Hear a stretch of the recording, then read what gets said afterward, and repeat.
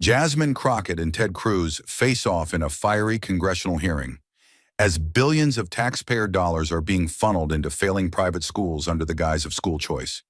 With over 2,100 public schools shut down in just 5 years and millions wasted, Jasmine exposes the harsh reality. Children are being used as profit for private investors. As Cruz defends a broken system, Jasmine demands to know, if the system is weak, why keep pouring money into it? Will the truth finally come to light, or will the cycle of exploitation continue at the cost of our children's futures? Stay with us. This is a story worth every second of your time. The camera panned across the marble columns of the Capitol, where sunlight cut through the dome like a divine spotlight. But inside, the air was thick with tension. A congressional hearing on federal education funding was underway, and every seat was filled. Reporters whispered into their mics. Cameras clicked like distant gunfire. Then came the name that split the room like a crack of thunder: Senator Ted Cruz. He entered with the swagger of a man certain he'd already won. Blue tie perfect, smile rehearsed. "I'm here," he began, "to defend freedom, especially the freedom of every parent to choose the best for their child." His voice rang with the weight of scripted conviction. "School vouchers," he declared, "are not threats to education. They're lifelines to opportunity." A handful of his allies nodded, but the rest of the room stayed dead silent. Seconds later, the double doors at the back of the room eased open. A hush fell. In stepped Congresswoman Jasmine Crockett. Her pace was steady, her jaw tight, her presence undeniable. She wore a deep blue blazer, not flashy, not soft, a color of command. As she made her way toward her seat, whispers darted like arrows through the chamber. One aide leaned into another. "She's not playing defense today." Crockett didn't acknowledge the chatter. Her gaze stayed fixed. Her seat waited, directly across from Cruz. She sat, spine straight, hands folded atop a thick file stamped in red. Education crisis, public loss, private profit. No words yet, but the weight of her arrival was unmistakable. She wasn't just representing a district. She was representing every child in America whose school closed while private academies raised tuition behind gated fences. The battle line was drawn, the air tightened, and the hearing had only just begun. The room was holding its breath, still heavy from Jasmine Crockett's silent arrival. Cameras tilted, pens paused midair. But Senator Ted Cruz didn't wait. He leaned forward, voice steady, practiced, and unmistakably condescending. "Let's stop pretending the public school system is some noble victim," he said, his words cutting through the chamber like a blade. "It's not under attack. It's collapsing under its own weight. And we're the ones letting it happen." He raised a hand, gesturing toward no one and everyone at once. "The truth is simple. Public schools fail because they have no competition. They don't need to improve. They don't need to listen to parents. They just keep getting money, year after year, no matter how poorly they perform."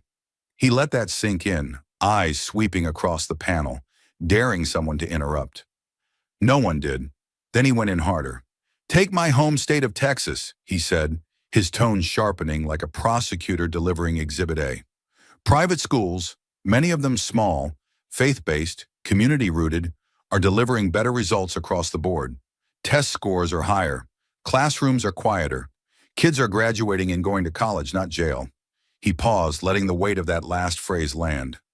"Meanwhile, we keep pouring billions into public schools where violence is rising, teachers are quitting, and students are falling behind." Cruz turned slightly, eyes aimed toward the television cameras now, speaking not just to Congress but to the living rooms of America. "So why are we forcing parents, especially low-income families, to keep their children in these environments?" His voice dropped half a note, quieter but more intense. "They don't get to choose. They don't get to leave. They're trapped by zip codes and bureaucracy while the rest of us send our kids wherever we please." Then came the line that made a few in the audience audibly shift in their seats. "This isn't just bad policy. It's cruelty wrapped in tradition." His tone darkened just enough to feel performative. "If you had the money, you'd never send your child to those schools. So why do we insist the poor should?" The words echoed longer than he expected. There were no immediate shouts, no applause, just a low murmur, One part approval, one part discomfort. But across from him, Jasmine Crockett didn't move. Her hands remained folded over the folder labeled Education Crisis, but her eyes had locked onto Cruz like a surgeon preparing for incision. She knew what he had left out. The budget stripped, the support staff fired, the libraries closed, the counselors gone, the heat shut off in classrooms that smelled of mold and sweat. She knew Cruz wasn't describing a natural failure.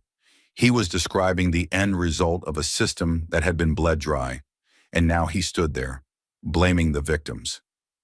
The silence after Cruz's speech was sharp, not a pause for reflection, but the edge of something about to break.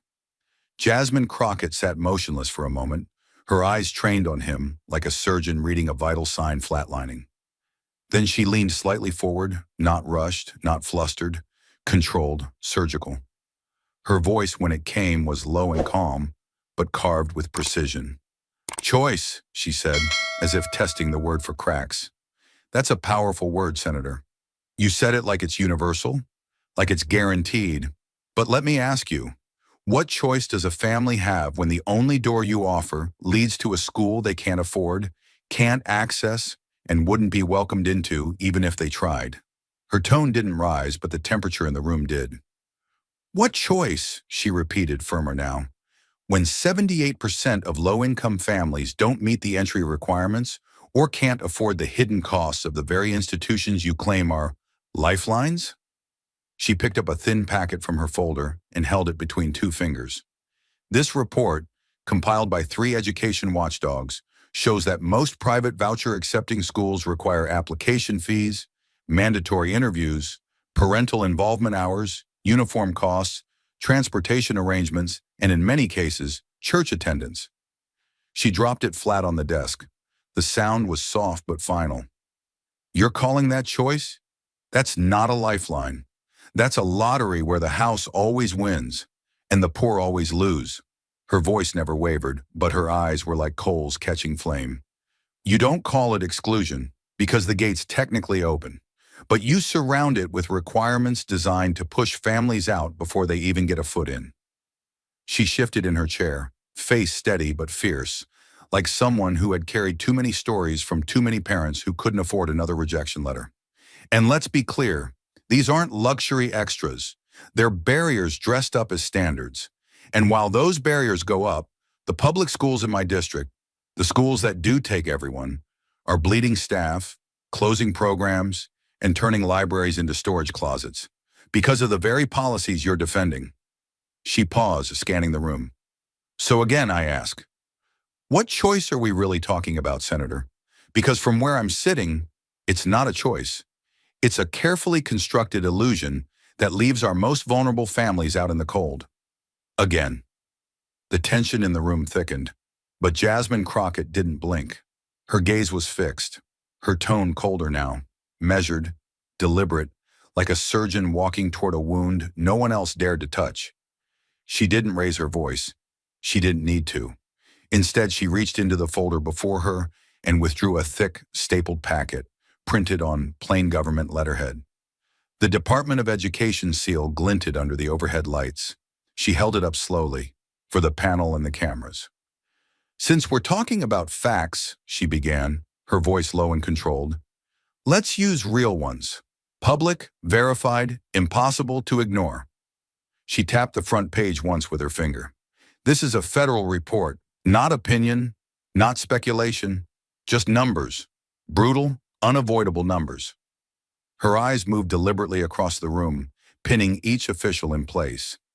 In the last 5 years across this country, 2,147 public schools have closed permanently, not paused, not consolidated, closed, gone. She paused, letting the words hit. That's over 2,000 communities that lost their only local school. Over 2,000 zip codes where children now wake up earlier, travel farther, and come home later, if they have anywhere to go at all. She took one step forward, laying the report flat on the table. And if you read the reasons, the most common thread isn't declining enrollment. It's not academic failure. It's not safety. It's funding. Her voice sharpened like glass under pressure. Funding redirected away from public schools into voucher programs, programs that send public money to private hands, with little oversight and even less accountability. She leaned slightly forward now, both hands braced on the table, voice steady but pulsing with moral urgency. Do you know what happens when a public school closes in a low-income neighborhood, Senator Cruz? That school wasn't just a classroom. It was a meal for kids who don't eat dinner. It was heating in the winter. It was the first adult to notice a bruise. It was the only counselor a depressed student would ever talk to. And now, it's boarded up, because the money meant to keep the lights on was handed to schools that never accepted those kids in the first place. She drew a breath, slow and deep, then finished with a voice like a blade. You didn't reform the system. You starved it, and then blamed it for dying. The silence from Jasmine Crockett's last line, you starved it, and then blamed it for dying, was still settling like smoke after an explosion. But she didn't give anyone time to breathe. Her voice came back sharper now, colder. The grief had shifted into something surgical. But let's be very clear, she said, reaching into the folder again. This wasn't just policy failure. This wasn't just ideological. She looked up, her eyes locked on Cruz. This was profitable. She turned and motioned to the digital monitor behind her. The screen flickered to life, revealing a sleek, meticulously detailed flowchart. It wasn't flashy. It was clinical. Black text, red arrows, gray boxes. But what it showed was devastating. Here, Jasmine said, stepping to the side so the camera could catch it, is how the voucher system moves money, not just away from public schools, but into political machines. She pointed to the first box labeled State Voucher Funds, then traced a red arrow to a second box labeled Private School Corporations. Her voice was steady, deadly. These are the schools receiving millions in taxpayer-funded vouchers, many of which serve fewer than 100 students and still report operating surpluses. She moved to the next link. Now follow this arrow, she said, tapping the thick red line that moved from those corporations to a third box. Educational Excellence Alliance. This foundation, she continued, has donated over $12 million in the past 4 election cycles, not to schools, not to communities, to political action committees, PACS. Then she let her finger land on the final box at the bottom of the chart. Liberty Learning PAC, $1.9 million to Ted Cruz, 2022 campaign. A few gasps rang out, not loud but sharp, like knives dragged across glass. Jasmine turned back to the panel. Her tone didn't rise, it didn't need to. So let's not pretend this is about the children, she said, each word crisp as ice. This is a feedback loop. Taxpayer dollars go to voucher schools. Those schools raise tuition, limit access, and funnel their excess to foundations. Those foundations fund PACs, and those PACs protect the very politicians who keep the voucher pipeline flowing. She paused, then glanced again at Cruz, not with anger but with clarity. You didn't just defend this system, you built it. And while the schools in my district are locking their front doors, your donors are cashing checks and calling it reform. The screen behind Jasmine Crockett still glowed with the hard, incriminating lines of the financial map. Names, arrows, PACs, all pointing toward one conclusion. But instead of responding with facts, Senator Ted Cruz leaned into something more practiced. Deflection wrapped in performance. He adjusted his cufflinks with casual precision, then leaned into the microphone with a condescending half-smile that told the audience he wasn't rattled. He was amused. There it is, he said, his voice smooth but dripping with theatrical fatigue. Congresswoman Crockett, the queen of distraction. His gaze never broke from her face, but he now spoke to the room as if she were no longer worth addressing directly. Every time she's confronted with data she doesn't like, she pivots, slides into some elaborate web of political dark money and corruption conspiracies. His hand gestured lazily toward the diagram still glowing behind her. It's a beautiful chart, but it's built on resentment, not reason. What she can't stand, he continued, letting the words sharpen, is that some families, when given the chance, are choosing to leave the system she wants to protect. He paused for effect, letting the sentence echo. Let's be honest, he added, leaning back with the confidence of a man reciting a well-used script. She's not fighting for equity. She's angry that some schools succeed without government control, that some students thrive in places she doesn't approve of, that some families, especially in working class and immigrant communities, want something more, and they're finally getting it. He sat forward now, hands clasped like a preacher at the pulpit. The real danger isn't failing schools. The real danger is one-size-fits-all thinking, bureaucratic arrogance, political conformity. That's what she's selling, dressed up as fairness. Then came the final blow, delivered with the sanctimony of a man who'd rehearsed it 100 times. Tyranny tells you where to go. Freedom lets you choose. That's what vouchers represent. Not corruption, not chaos. Choice. Choice. He let the word hang, polished, heavy, and hollow. The screen behind him still pointed in silence to the money trail he refused to see. The chamber still echoed with Cruz's closing line.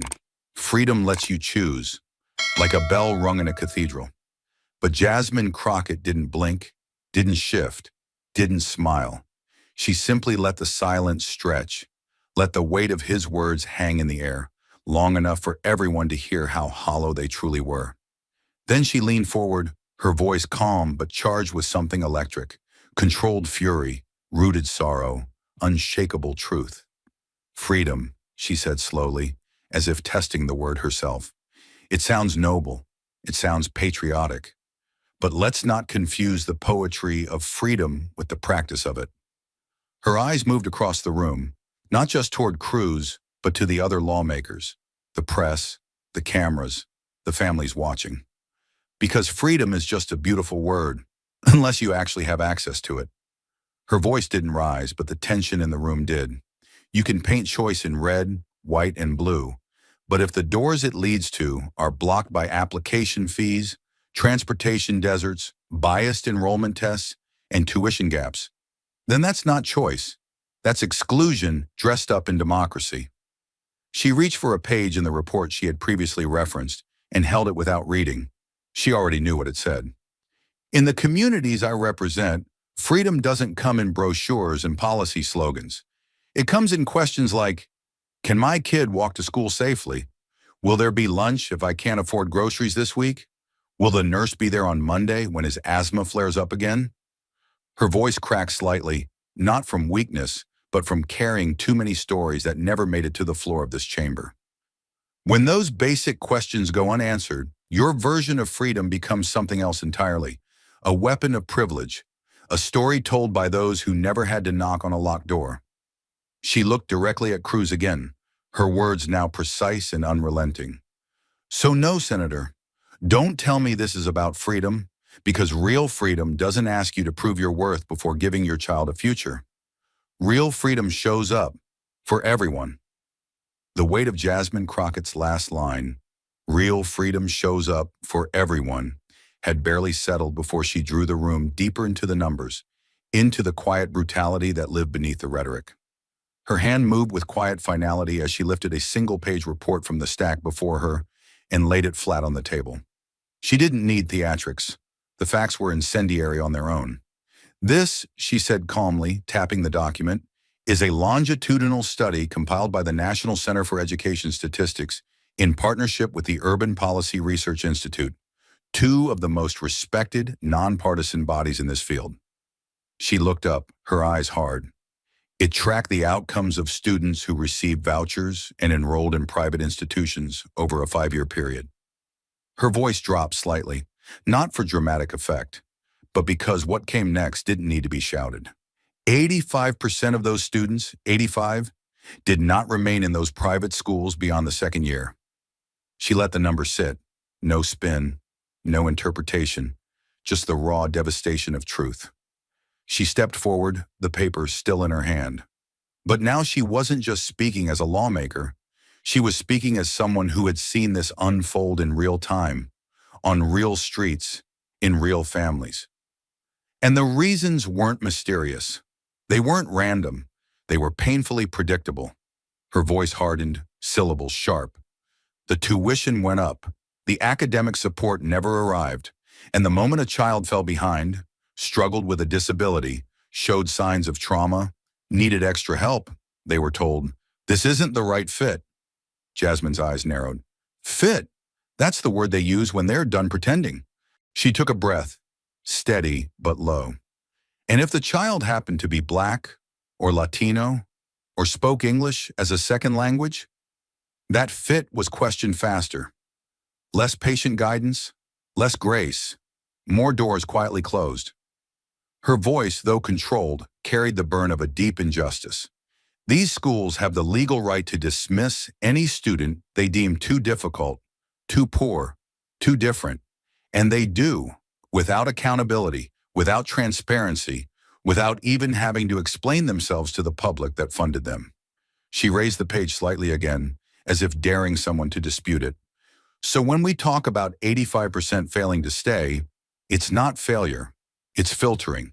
Systematic, targeted, and deliberate. They weren't meant to stay. They were only meant to be counted until they became inconvenient. The data had landed like a hammer, but Jasmine Crockett knew numbers alone could be dismissed, spun, or buried in paperwork. What couldn't be ignored was a human face. She turned slowly to the audience gallery, her voice dipping into a lower, more solemn register. Sometimes the statistics speak, but today someone else will. She extended a hand toward a woman rising quietly from the third row. "This is Ayanna Fields," Jasmine said. "A mother, a voter, a woman who believed in the promise this chamber sold her." Ayanna moved to the microphone slowly, every step heavy with memory. Her black blazer was pressed but worn at the cuffs.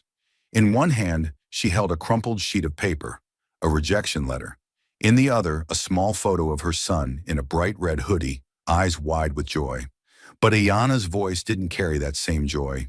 It came out thin at first, then steadied with purpose. "They told me this voucher would open doors," she said, "that my son would have a chance, that we finally had options." She paused, lips pressed together. "But 5 schools said no, not because of grades, not because we missed a deadline. They said he didn't meet their behavioral profile. He was 8. His crime was being curious, asking too many questions, struggling to sit still after his dad died." Her hands shook as she unfolded the rejection letter and held it up for the panel to see. "They never said it was about race, or trauma, or the fact that I work 2 jobs and can't volunteer on campus. But it was." She swallowed hard. His old public school, Jefferson Elementary, was shuttered the same year. They said funding had to be redirected. "The building is now a storage facility. My son's classroom is gone." Her voice cracked, but she didn't stop. "Now he rides 2 buses, 90 minutes each way, to a temporary learning center in a rented strip mall next to a pawn shop. There are no teachers with credentials, no counselor, no library, just folding chairs and worksheets." She looked up directly at the senators seated before her. Her words hit harder than any statistic Jasmine could have cited. "I was told I had freedom. What I got was a locked door with a smile on it." Then finally her voice broke.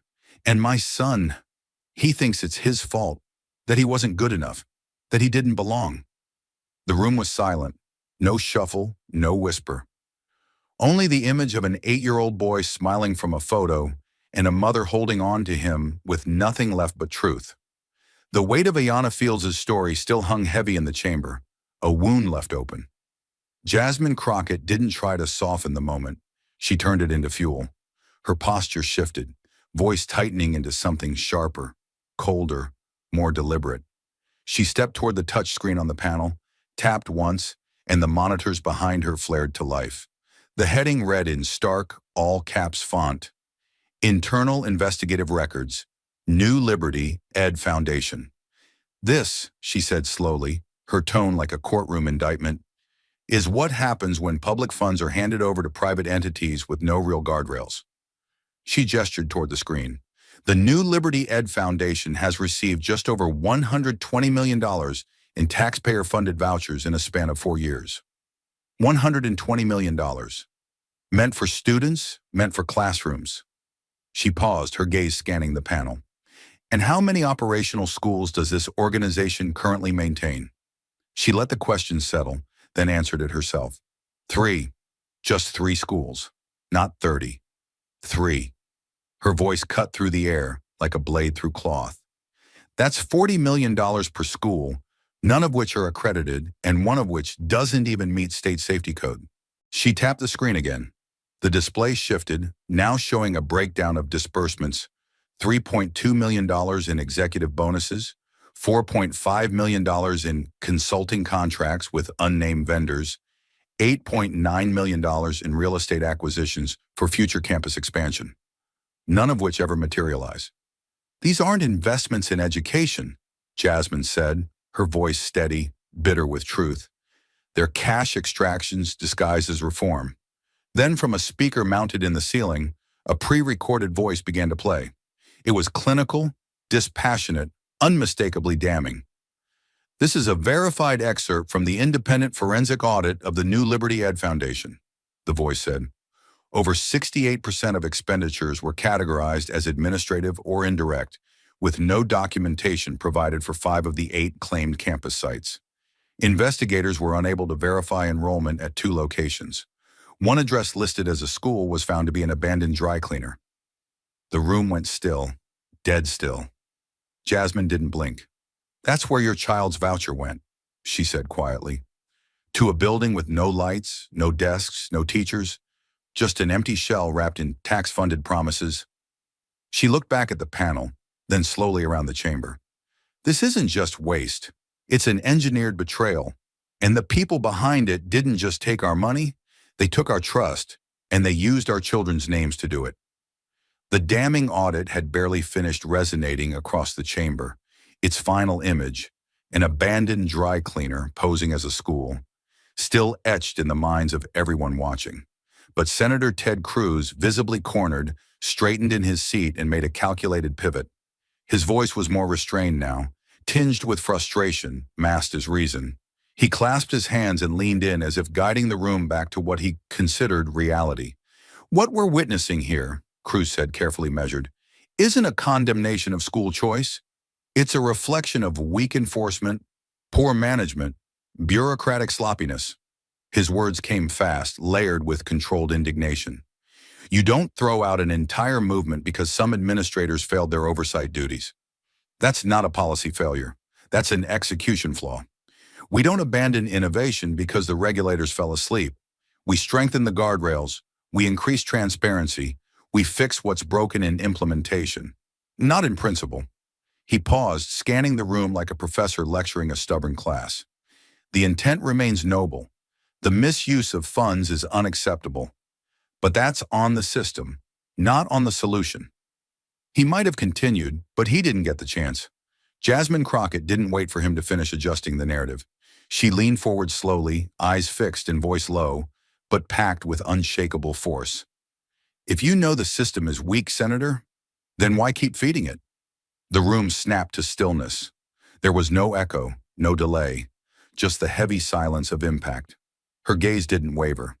"You just told us, on record, that the infrastructure is broken, that enforcement is flawed, that oversight is failing, and yet you want to keep channeling hundreds of millions of taxpayer dollars through it?" She let the moment hang like a verdict. "You wouldn't pour water into a cracked pipe and act surprised when the floor floods. So why," she asked, voice cutting clean through his defense, "do you keep doing it with our children's futures?" The gravity of her last question had not yet lifted from the chamber. "Why do you keep doing it with our children's futures?" When Jasmine Crockett shifted again, no longer dissecting policy failure, but unmasking its moral foundation. Her tone darkened, her cadence slowed. Every word now carried the weight of indictment, not debate. "This isn't about education anymore," she said quietly, but with the chilling force of someone delivering a verdict. "This is educational capitalism, weaponized." Her eyes swept the room, daring anyone to flinch. "What we've built here isn't a school system, it's a marketplace. And in that marketplace, poor children are not students. They are currency. Their poverty is the pitch. Their struggle is the selling point. And their silence after the door is slammed in their face is the margin these private entities bank on." She gestured toward the earlier slides, still glowing dimly on the screen. Buildings without classrooms, budgets without transparency, schools without students. This isn't about opportunity, it's about volume, scale, return on investment, and no one's regulating the dealers. She took one step forward. Her voice, though still controlled, vibrated with something deeper, an accusation aimed not just at Cruz, but at an entire machine. We're not reforming education. We are commercializing its collapse. We are monetizing its failure and packaging it as freedom. She raised a hand slowly and clenched it into a fist. Not in theater, but in raw emphasis. When your solution depends on the failure of the system you're supposedly trying to fix, you're not a reformer. You're an opportunist. Her eyes locked back onto Cruz. And when billion-dollar hedge funds start opening schools in neighborhoods they wouldn't dare live in, not to serve, but to siphon, that's not education reform.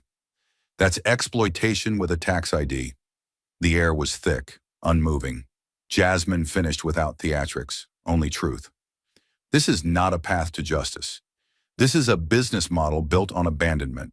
And the longer we pretend otherwise, the deeper we sink into complicity. The room was still processing the weight of the previous revelations when Jasmine Crockett took another step forward, her expression hardening. She didn't need to raise her voice to command attention. What she said next carried the force of facts, of cold, unassailable truth. She clicked the remote again, and the screen behind her flickered to life, showing a dilapidated building in Jacksonville, Florida. The camera zoomed in on a faded sign that had once proudly announced a future, now decayed by neglect. New Horizons Preparatory Academy. It was hard to tell if the cracked, boarded-up windows were more of a metaphor or a warning. Jasmine didn't let the image linger too long, shifting to a financial breakdown, a chart showing the disbursement of over $4.2 million in voucher funds. Here we have New Horizons Preparatory Academy, she began, her voice steady, with no trace of emotion. A school that received over $4 million in public voucher money, taxpayer money. This school was funded to provide a quality education, a lifeline to children who had none. She paused, letting the weight of that statement hang in the air. But this school, this so-called opportunity, was a farce, a fraud. The next slide appeared on the screen. A report clearly marked State Oversight Review, New Horizons Academy. 6 months, Jasmine continued, her voice gaining strength. Just 6 months after receiving taxpayer funds, this school shut its doors. No notice, no explanation, no accountability, just empty classrooms. Her gaze never wavered as she moved closer to the screen, bringing the damning documents into sharper focus. And let me tell you what those 6 months looked like. According to this report, students were crammed into rooms without proper desks, without textbooks, without a teacher with the proper certification. She shook her head, disbelief mixing with anger. They weren't being taught. They were being abandoned, forced to watch videos, unvetted, unapproved, and completely unrelated to their curriculums. No structure, no support, just an empty building pretending to be a school. The room had gone unnervingly quiet, every eye fixed on her, every ear waiting for the next strike. Now, she continued, her voice dropping into a more pointed, sharper tone, let's talk about the people who enabled this. The people who signed off on this disaster, who made the decision to funnel millions of taxpayer dollars into this so-called educational model without ensuring that the money was actually going to serve the children it was supposed to help. Jasmine turned, her eyes locking onto Cruz, each word she spoke cutting through the air with precision. Who voted for this, Senator Cruz? The question hung in the air like a challenge, a dare. Cruz stiffened slightly in his chair, but he didn't flinch. He knew the question was coming, but Jasmine wasn't done yet. She tapped the remote again, and a new slide appeared. This one showed a list of names, each a part of the legislative body that had approved the funding for New Horizons Academy. Each name marked in bold. Names of people who had looked at the financial proposals, read the charter, and still gave their blessing to a school that couldn't even meet the most basic of standards. Here are the people who gave the green light to this travesty, Jasmine said, her voice full of quiet fury. These are the people who decided it was okay to send public funds to a failing organization and call it a success. These are the people who signed off on a lie, who turned a blind eye to the children suffering in the wake of their decisions. She turned back to Cruz. You want to talk about school choice? She said, the words like daggers. This is not choice. This is exploitation. This is about lining pockets and passing off failure as freedom. Jasmine's hand swept over the slide, indicating the names of lawmakers who had signed off on this school's funding. These are the same people who act like vouchers are a silver bullet without realizing they've handed out the keys to the kingdom to people who are only interested in how much money they can make, not how many children they can help. Jasmine stepped back, letting the information wash over the room. She let the faces of the culprits linger on the screen for just a moment too long. The weight of the names, the sheer audacity of the system that allowed this to happen, sank in like a heavy stone in the pit of every stomach present. "Do you know who paid the price for this?" she asked, her voice quiet now, almost too soft. "The children? The families who were promised a better education, a better chance at life. The kids who thought they were getting a shot at something better, only to find themselves locked in a system that wasn't designed to help them. A system that uses their struggles to make a profit." She paused for effect, letting every word land with the weight it deserved. Those children didn't get freedom. They got exploitation in the name of choice. Her voice hardened again as she turned toward Cruz, her gaze unflinching. "And you, Senator Cruz, you stand here, defending a system that allows this. You defend a system that puts dollars over children, that puts politics before education. And you don't even seem to care." She stood tall, resolute. "I'm asking you, who signed off on this, Senator Cruz? Who let this happen? Because this isn't just bad policy. This is criminal neglect. This is the kind of thing that breaks trust in the entire system. And those children, they'll never get their education back. They'll never get the time back." She stood there for a moment, staring down at Cruz, her voice carrying the full weight of the injustice laid bare before everyone. The room was utterly still, all eyes fixed on Jasmine, waiting for her next move. But for a moment, it wasn't about what she would say next. It was about the question she had asked, and the impossible weight of the truth she had just revealed. The room was still heavy with the weight of the evidence she had just laid out. Jasmine Crockett had torn the veil off a system that sold false promises and broken dreams, and now there was nothing left to do but call the question. She didn't rush. She took her time, her eyes moving slowly across the room, ensuring that everyone who needed to hear her words would feel their weight. She glanced toward Cruz, who was still sitting with his hands folded, a mask of forced composure on his face. But she knew he could feel it, feel the pressure. She knew, too, that the room felt it. The quiet, the stillness, the moment before something would shift.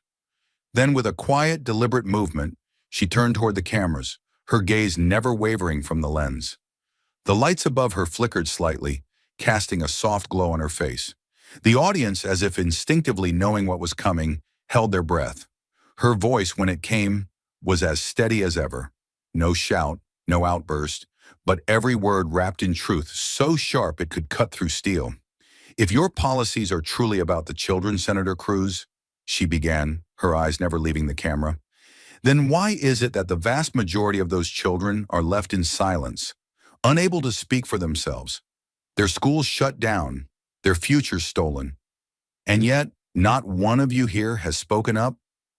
The question wasn't just directed at Cruz. It was directed at everyone in that room, at every lawmaker who had stood by and let this happen. The silence that followed was suffocating, thick with the unspoken truth of what had been revealed. Then slowly the sound came, a soft clap at first, tentative, almost as if the audience wasn't sure whether it was allowed to break the tension. But it didn't take long before the applause grew louder, filling the room with its thunderous weight. It was a wave, a force of collective recognition and moral clarity. It wasn't just for Jasmine's words, it was for the children who had been left behind. It was for the families who had been betrayed. The applause swelled, louder and more insistent, until the room was reverberating with it, the walls almost shaking. Jasmine stood there still, letting it wash over her. She didn't need the applause, but she knew what it meant. She knew it wasn't for her. It was for the children who had no voice, the parents who had no power, and the system that had taken everything from them and then tried to justify it as choice. She turned back toward Cruz, her eyes narrowing just slightly, but her expression was unchanged, calm, composed, unyielding. He had heard the question, he had heard the truth, and now he had no place to hide. For the first time, Cruz's facade faltered. His fingers twitched, a barely perceptible movement, but it was enough to show the crack in his armor. His eyes, those cold, calculating eyes, darted away from Jasmine's gaze. He cleared his throat, trying to reassert control over the moment, but it was too late. His silence spoke louder than anything he could have said. The room had already turned its attention back to Jasmine, and Cruz knew deep down that the tide had shifted. He was no longer in control of the narrative. The applause, though not for him, had buried him in its wake. He was left to sit, to stew in the truth that had just been laid bare. Jasmine didn't speak again. She didn't need to. She had already asked the question that mattered. She had already forced the truth into the light. There was nothing left for Cruz to say that could undo the damage. And in that moment, it wasn't about Cruz. It wasn't about the politics. It wasn't about the debate or the headlines. It was about the children who would never get back their lost years. It was about the families who had been sold a lie. And most of all, it was about the undeniable weight of justice, sitting squarely on Jasmine Crockett's shoulders, staring Cruz and everyone else down. The room held its breath one last time, and then slowly, Jasmine turned away, her task complete. The room buzzed with the tension of unanswered questions, the weight of every word Jasmine Crockett had spoken pressing down on the chamber. The applause had faded, but the echoes of it still reverberated in the minds of everyone present. Cruz, still silent, shifted in his seat, his face tight, his mind racing for a defense. But Jasmine was no longer speaking to him. She wasn't even speaking to the panel anymore. She was speaking to the future, speaking to the people whose lives hung in the balance of the policies they voted on today. She stepped forward again, this time with purpose. Her voice rang out, steady and unwavering. "Let me make something perfectly clear," she said, pausing, her eyes sweeping over the room. "I'm not here to attack religion. I'm here to attack the people who use religion as a mask, as a tool to siphon public funds for their own profit." Her words cut through the air with the precision of a blade, aimed directly at the heart of the hypocrisy she had just exposed. It's not about faith, it's about greed. It's about individuals who have found a way to exploit a system that's supposed to help children, not enrich their pockets. Her eyes narrowed, and for a moment, her gaze locked onto Cruz, daring him to deny the truth. It's not about schools. It's not about the children's futures. It's about taking money that should go to public education. Money meant to educate every child, regardless of their background, and putting it into the hands of private investors who have no interest in these children's success, only in the size of their returns. She didn't flinch as her words hung heavy in the air, challenging anyone who might still try to defend the system. She was deconstructing piece by piece. "And I'll tell you this right now," she continued, voice rising with a quiet, measured intensity. "I'm not going to sit by while this goes on any longer. I'm not going to let this travesty continue to strip away the very foundation of our public education system. I won't be silent, and neither should any of you." She paused, allowing the weight of her words to settle in. "I will introduce, immediately after this hearing, the Public School Protection Act, a bill designed to safeguard our schools from this predatory system. A bill that will ensure every dollar of public funding goes to public schools that serve all students, not just those who can afford to pay for privilege. It will hold those accountable who are using the system to profit off our children's futures." She didn't look away. The camera zoomed in on her face, and for a moment everything else in the room faded into the background. Jasmine wasn't just standing before them. She was standing for something much larger, something much more powerful than any political game. This bill will make sure that our public schools are protected from those who seek to turn education into a commodity. It will hold accountable anyone who seeks to profit from our children's futures. And it will protect the one system that is supposed to serve all of us equally. Her voice grew sharper, each syllable deliberate and cutting through the room like a final command. "You want to stand for the children? Stand for the ones who have no choice? Stand for the ones who have no voice in this system? Stand for the ones whose futures are being stolen from them under the guise of freedom of choice?" She took a slow, deliberate breath, then added, "This isn't freedom, Senator Cruz. It's exploitation dressed up in the language of opportunity." She glanced back at the screen one last time. where the images of the neglected schools, New Horizons Preparatory Academy, still loom large like ghosts of promises broken. We are not giving these children a choice. We are giving them a system that fails them. We are giving them an illusion of opportunity, but no real future. Her voice softened slightly, but the impact remained the same. This ends now. It ends with us. She turned back to Cruz, who had been quietly watching her, his face flushed, his hands now tense in his lap. So, I'll ask again, who stands with the children? Who stands with the communities that have been left behind? Because I know where I stand. I'm standing for every single student who has been left to suffer while you've sold them a dream of a system that's nothing but a mirage. As Jasmine spoke, the camera zoomed out, capturing not just her, but the faces of those in the room, some nodding, some looking away. The decision had been made, not by Cruz, not by the panel, but by her, by every mother, every child, every teacher, and every neglected school she represented. She wasn't waiting for permission anymore. The air in the room was thick, almost electric. It wasn't just a speech, it was a moment. And for the first time that day, the fight wasn't just political, it was personal. Every word she had spoken had taken aim at the very core of an unjust system, and now it was clear. She wasn't backing down. She wasn't going anywhere. Jasmine Crockett stepped away from the microphone, the tension of the moment still hanging heavy in the air. But as she moved, her eyes never left Cruz, nor did the eyes of the audience. They knew she had made her stand, and now there was no turning back. As the final words of Jasmine Crockett's speech hung in the air, a silence fell over the chamber. The tension was palpable, but the battle had already shifted, away from Cruz, away from the bureaucratic talk, away from the policies that sought to deceive the public. Now the stakes were clearer than ever. The focus was no longer on the convoluted rhetoric, but on the lives being directly impacted by the system Cruz had so ardently defended. Without a word, Jasmine clicked the remote again, and the screens behind her flickered to life. This time, it wasn't a diagram of financial malfeasance or political maneuvering. It was a classroom, a dilapidated room lit by flickering fluorescent lights that did little to brighten the dust-covered windows. The walls were scarred, cracked, and peeling.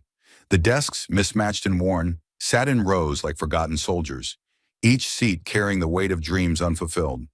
But it wasn't the room that struck hardest. It was the children. The camera panned slowly over a row of students, their hands raised high, faces full of hope, but haunted by a deeper understanding of the reality they lived in. Their uniforms were faded, their notebooks barely held together by fraying edges. One child, barely 12, clutched a pencil so tightly that his knuckles had gone white, but he never stopped reaching for the sky, hoping his hand would be the one chosen. Next to him, a girl raised her hand with a determined look, her uniform crumpled and her shoes worn, but she was undeterred.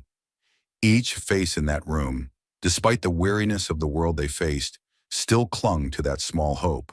The hope that they mattered, that their futures mattered. The camera lingered on the children for a moment, showing their yearning, their unspoken understanding that their education was a game of survival, not opportunity.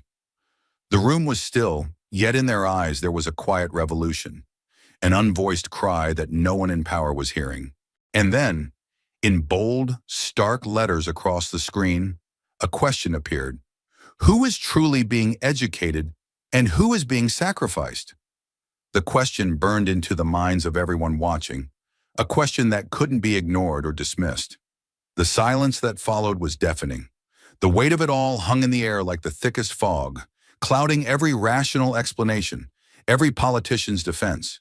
It was a simple truth, one so sharp it couldn't be twisted into anything else. Jasmine's voice echoed in the background, not as a direct address to the chamber, but as a lingering truth that refused to fade. The children in this room will never be given the resources they deserve, she said, her words slow and deliberate. But they still raise their hands. They still reach for the stars, even though the very system that should be lifting them up has abandoned them. The camera focused on the children's faces as they looked up, not knowing if their hand would be chosen, but still believing it might be, still believing they had a shot. But Jasmine knew the truth they weren't yet ready to understand. The system wasn't going to choose them, not the way it should. The system wasn't meant to raise them up. It was designed to keep them down, to prioritize profit over potential. And the children in that room, those innocent hands raised in the hope of a better future, were the price they were all paying. The screen flickered again, this time showing a wide shot of the classroom, empty except for those hands still raised. They were the last remnants of hope in a place that had given up on them long ago. The camera zoomed out, but the haunting image of their outstretched hands stayed with you. Those hands reached for a future that was never meant to be theirs. The weight of Jasmine's words was undeniable, and the room felt suffocating in its stillness. The children, the future of the nation, had been abandoned by a system that called itself a savior while quietly stripping them of every chance. Every child raised their hand, hoping for a future that was slipping farther and farther away, all the while knowing that in the end, they were the ones paying the price for the choices made by people who would never know their names. The shot faded slowly, but not before the words across the screen became etched in everyone's minds. Who is truly being educated, and who is being sacrificed? And as the screen went dark, the question didn't fade. It lingered in the air like smoke from a fire no one was willing to extinguish. The room remained heavy, still vibrating with the silence that followed Jasmine Crockett's call to action. But the questions she posed, the questions that had hung in the air, were not ones that could be easily answered with simple policy or rhetoric. This wasn't just about laws. It was about something deeper.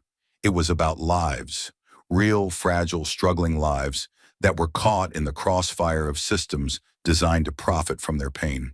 And as the chamber settled, the spotlight shifted, not to the political combatants, but to the undeniable reality of what had been revealed. Jasmine knew this wasn't just another fight in a long list of political battles. This wasn't about winning or losing. This was about something that transcended every speech, every argument, every vote. This was about the human cost, the children whose futures were gambled away before they even had a chance to dream. She stood there for a moment, letting the weight of it all settle in her chest, but she knew she couldn't leave it there. Not now, not after everything she had seen. "This is the price of inequality," she said, her voice now softer, but firm, like the last ember of a dying fire. Her eyes swept the room once more, not with anger, but with something far more powerful: resolve. The price of turning our backs on the ones who need us the most. There was no need to name names anymore. The evidence was already clear. The disparity in the room between the children whose lives hung in the balance and the system that refused to protect them was staggering. Jasmine's words were not just a call for justice, but a summons to the conscience of everyone who had a hand in perpetuating the brokenness of a system designed to abandon its most vulnerable. "When we allow this to continue," she continued, her voice steady, yet carrying an unspoken weight, "we are allowing the theft of hope. We are selling out our future to the highest bidder. And we are teaching our children that the value of their lives is measured not in the promise of an education, but in the weight of their parents' pockets." The room could feel it, the magnitude of the question hanging in the air, asking them all to look at the lives they had been ignoring for so long. The choice wasn't whether they could fix the system.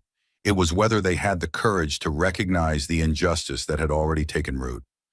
Jasmine paused for just a heartbeat, allowing the gravity of her statement to sink in. Then, in a voice that broke through the silence like a trumpet's call, she continued, "This is not just a policy issue. This is a human issue. This is about us, about who we are and what we stand for. And it is about how far we are willing to let things go before we say enough is enough." She took a step back, her words ringing in the chamber as if they were the conclusion to a long-fought battle. "We can't pretend this system is about choice, because it's not. It's about who gets to decide which children have a future and which children are left behind." She paused again, the room holding its breath, not just because of her words, but because of what they meant. For too long, too many people had turned a blind eye to the suffering of those who didn't have the privilege to fight for themselves. For too long, the system had been designed to protect the few at the expense of the many. And as Jasmine stood there, she wasn't just talking to Cruz.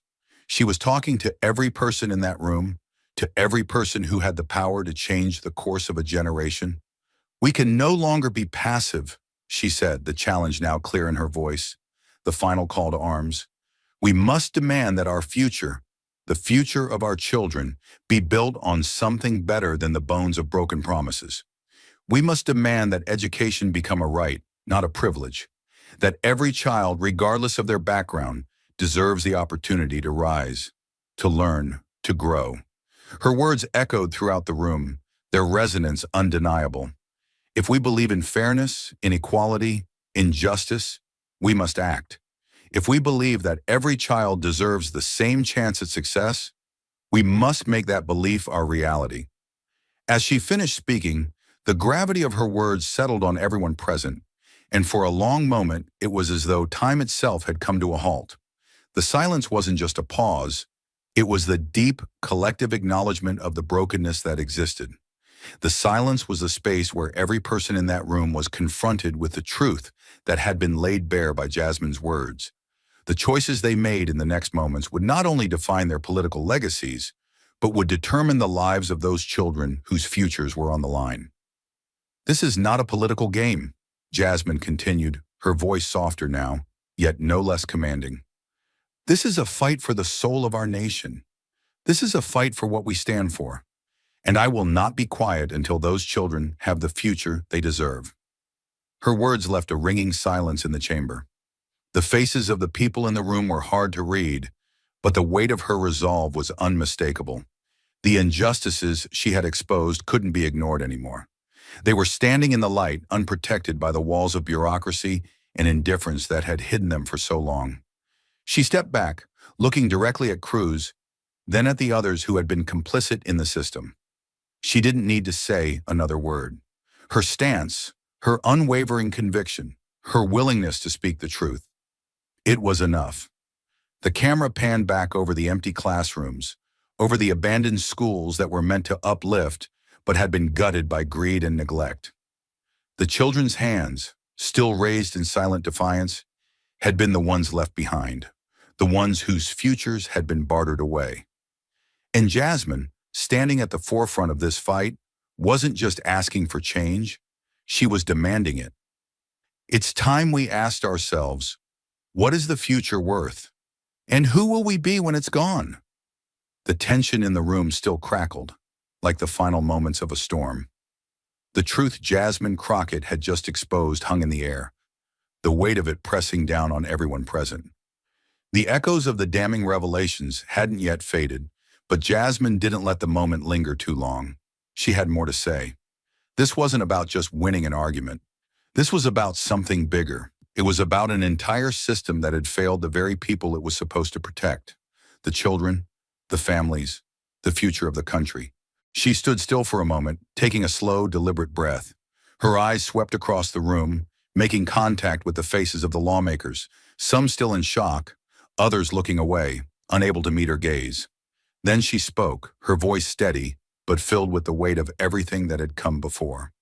"I'm not here to attack religion," she said, her voice clear and calm, though it carried a deep and quiet conviction. "I'm here to attack the people who use religion as a shield, who hide behind faith to siphon public funds for their own enrichment." Her words hung in the air like a challenge, daring anyone to refute her. She didn't pause. "This isn't about faith, it's about greed. It's about exploiting a system designed to help the most vulnerable and turning it into a profit-driven machine that leaves children behind." Her voice rose now, every word deliberate, every syllable punctuating the injustice. "We are not reforming education. We are commodifying failure. We are taking public dollars meant for public schools, meant for all children, and funneling them into a private sector that isn't accountable to anyone. This is not about choice. This is about creating a two-tier system where the wealthy get everything and the poor are left to fight for scraps." The room seemed to draw a collective breath as her words cut through the air, relentless and raw. But Jasmine wasn't done. She stepped forward, every movement sharp and purposeful. "And I won't stand by while people profit from our children's futures. I won't stand by while we allow private interests to take what should be the public's right. I won't stand by while we abandon those most in need and call it freedom." She paused then, her eyes locking with Cruz, who had remained silent, but who now seemed to shrink under her gaze. The chamber was still. Her next words came slowly, measured but with the power of truth behind them. I will introduce, immediately following this hearing, the Public School Protection Act, a bill that will ensure that every dollar of public funding goes to public schools that serve all students, and not to private institutions that treat children as commodities to be bought and sold. Her voice softened, but there was no mistaking the resolve behind it. This bill will protect the schools that need it most, the schools that welcome every child regardless of their race, their income, their background. And it will hold accountable those who have exploited this system for their own gain. It will ensure that no child is left behind because someone else chose to make a profit off of their future. Jasmine stood there for a moment, looking at the faces around her, the weight of the moment heavy in the air. The fight wasn't just about politics. It was about the soul of the nation, about whether it would continue to abandon its most vulnerable for the sake of convenience and profit. And Jasmine Crockett, in that moment, wasn't just a politician. She was the voice for those who had been silenced, the advocate for those who had been left behind. "This is the fight we must have," she said, voice ringing with conviction. "Because our children deserve better. They deserve a future built on education, not exploitation. And I will keep fighting until that future is a reality." The silence that followed was not one of hesitation, but one of recognition. The question had been asked. The challenge had been laid down. And now it was up to those in the room, those with the power to change, to make the decision. Would they stand for justice, or would they continue to let a broken system sacrifice the future of their children? And for Jasmine, there was no turning back. Thank you for watching until this moment and for standing with us on this journey for justice. Your support means everything. Like, subscribe, and turn on notifications so you never miss what's next. And we'd love to hear your thoughts. Leave a comment below and let us know what moved you most in this story. Together, our voices make a difference.